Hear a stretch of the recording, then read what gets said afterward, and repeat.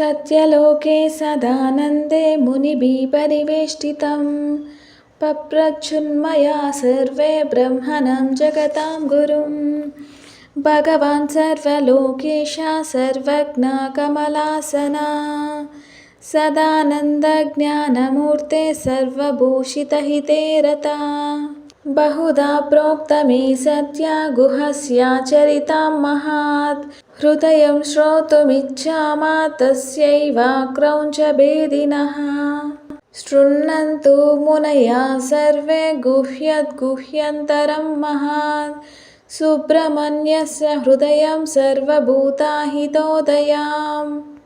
सर्वार्थसिद्धिदं पुण्यं सर्वकार्यकसाधनं धर्मार्थकामदं गुह्यं धनधान्यप्रवर्तनं रहस्यमेतद्देवानाम् अधेयं यस्य कस्यचित् सर्वमित्राकरं गोप्यं तेजोबलसमन्वितं। प्रवक्ष्यामि हितार्थं वा परितुष्टेन चेतसा हृत्पद्मकर्णिकामध्ये जयेत् सर्वमनोहरं सुवर्णमण्डपं दिव्यं रत्नतोरणराजितं रत्नस्तम्भसहस्रैश्च शोभितं परमाद्भुतं परमानन्दनिलयं भास्वत्सूर्यसमप्रभं देवदानवगन्धर्व गरुडैर्यक्षकिन्नरैः सेवार्थमागतैः सिद्ध्यै साध्यैरत्युहितं सदा महायोगीन्द्रसंसेव्यं मन्दारतरुमण्डितं मणिविद्रुमवेदिभिर्महतीभिरुदञ्चितं तन्मध्येऽनन्तरत्नश्रीच्छटामण्डलशोभितं रत्नसिंहासनं दिव्यं रविकोटिसमप्रभं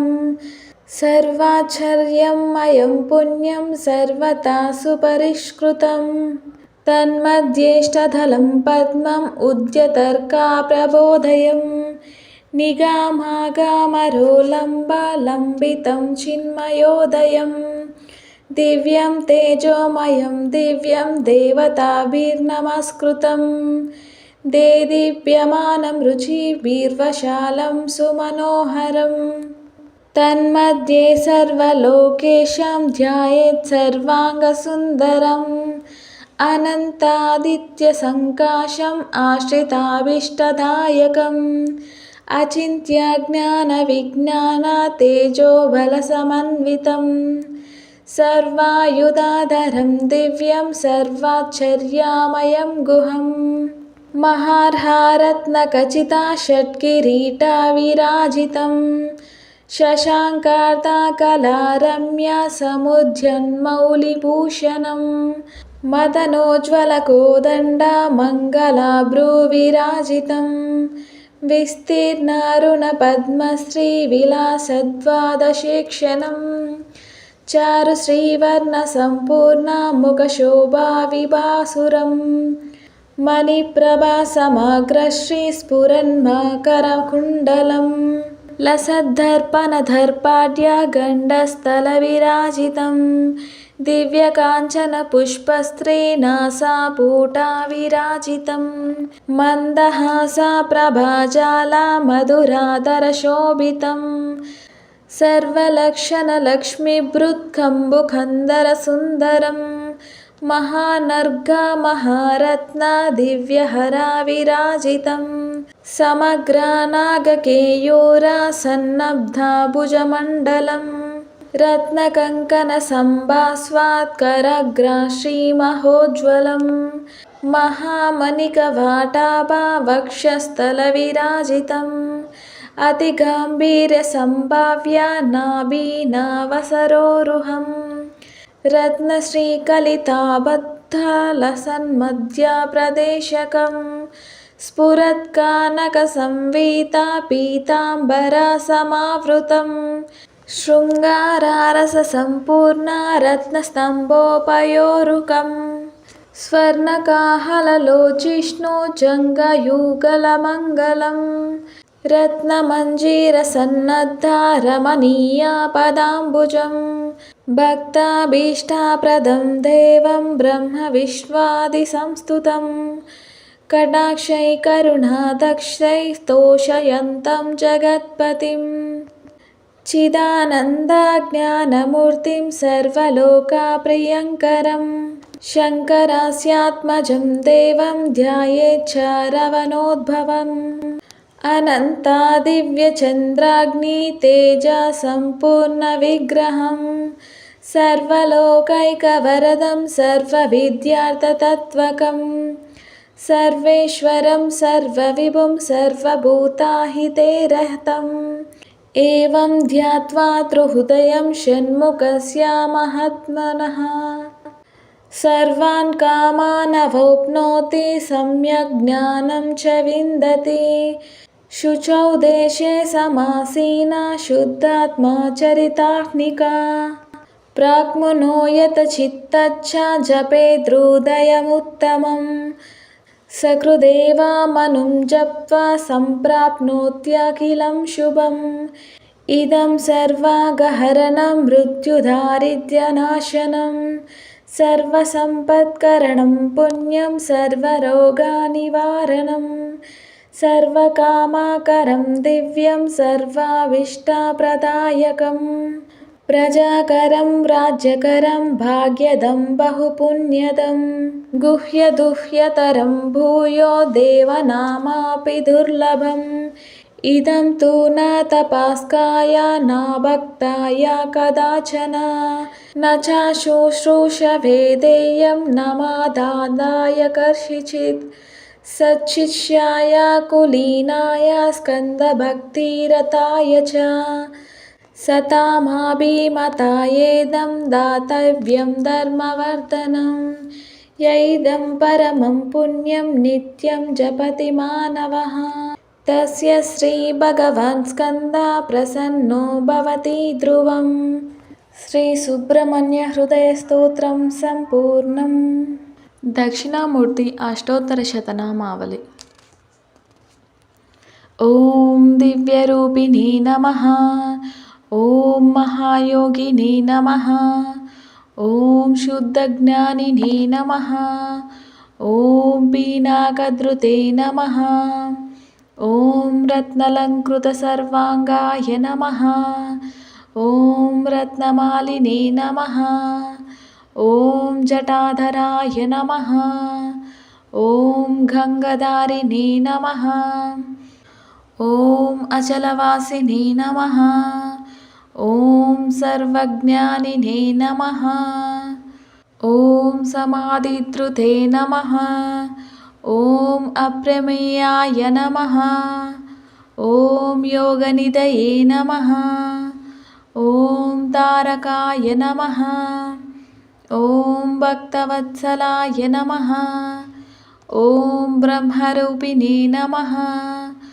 ॐ जगद्व्यापिने नमः ॐ विष्णुमूर्तये नमः ॐ पुरान्तकाय नमः ॐ उक्षवाहाय नमः ॐ चर्मवाससे नमः ॐ पीताम्बरविभूषणाय नमः ॐ मोक्षसिद्धये नमः ॐ मोक्षदायिने नमः ॐ दानवारये नमः ॐ जगत्पतये नमः ॐ विद्याधारिणे नमः ॐ शुक्लतनवे नमः ॐ विद्यादायिने नमः ॐ गणाधिपाय नमः ॐ पापस्मृतिसंहार्ते नमः ॐ शशिमौलये नमः ॐ महास्वनाय नमः ॐ सामप्रियाय नमः ॐ स्वयं साधवे नमः ॐ सर्वदेवैर्नमस्कृताय नमः ॐ अस्तवह्निधराय नमः ॐ श्रीमते नमः ॐ मृगधारिणे नमः ॐ शङ्कराय नमः ॐ यज्ञनाथाय नमः ॐ क्रतुध्वंसिने नमः। ॐ यज्ञभोक्त्रे नमः। ॐ यमान्तकाय नमः। ॐ भक्तानुग्रहमूर्तये नमः। ॐ भक्तसेव्याय नमः। ॐ वृषध्वजाय नमः। ॐ भस्मोद्धूलितसर्वाङ्गाय नमः। ॐ अक्षमालाधराय नमः। ॐ महते नमः। ॐ त्रयीमूर्तये नमः। ॐ परस्मै ब्रह्मिणे नमः। ॐ नागराजैरलङ्कृताय नमः। ॐ शान्तरूपाय नमः। ॐ महाज्ञानिने नमः। ॐ सर्वलोकविभूषणाय नमः। ॐ अर्धनारीश्वराय नमः। ॐ देवाय नमः। ॐ मुनिसेव्याय नमः। ॐ सुरोत्तमाय नमः। ॐ व्याख्यानदेवाय नमः। ॐ भगवते नमः। ॐ अग्निचन्द्रार्कलोचनाय नमः। ॐ जगत्सृष्ट्रै नमः। ॐ जगद्दोप्रे नमः। ॐ जगद्वंसिने नमः। ॐ त्रिलोचनाय नमः। ॐ जगद्गुरवे नमः। ॐ महादेवाय नमः। ॐ महानन्दपरायणाय नमः। ॐ जटाधारिणे नमः। ॐ महावीराय नमः। ॐ ज्ञानदेवैरलङ्कृताय नमः। ॐ व्योमगङ्गाजलस्नाताय नमः। ॐ सिद्धसङ्घसमार्चिताय नमः। ॐ तत्त्वमूर्तये नमः। ॐ महायोगिने नमः। ॐ महासारस्वतपत्राय नमः। ॐ व्योममूर्तये नमः।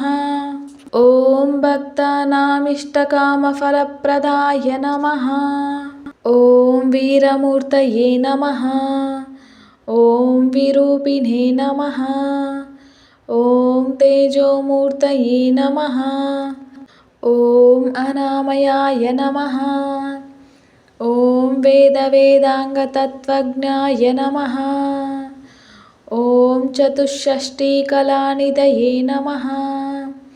ॐ भवरोगभयध्वंसिने नमः। ॐ भक्तानामभयप्रदाय नमः। ॐ नीलग्रीवाय नमः। ॐ ललाटाक्षाय नमः। ॐ गजचर्मिणे नमः। ॐ ज्ञानदाय नमः। ॐ अरोगिणे नमः। ॐ कामादहनाय नमः। ॐ तपस्विने नमः। ॐ विष्णुवल्लभाय नमः। ॐ ब्रह्मचारिणे नमः। ॐ सन्न्यासिने नमः। ॐ गृहस्थाश्रमकारणाय नमः। ॐ तान्ताशमवतं श्रेष्ठाय नमः। ॐ सत्त्वरूपादयानिधये नमः। ॐ योगपट्टाभिरामाय नमः। ॐ वीणाधारिणे नमः। ॐ विचेतनाय नमः। ॐ मन्त्रप्रज्ञानुगाचराय नमः। ॐ मुद्रापुस्तकधारकाय नमः। ॐ रागाहिक्कादिरोगाणां विनिहन्त्रे नमः। ॐ सुरेश्वराय नमः।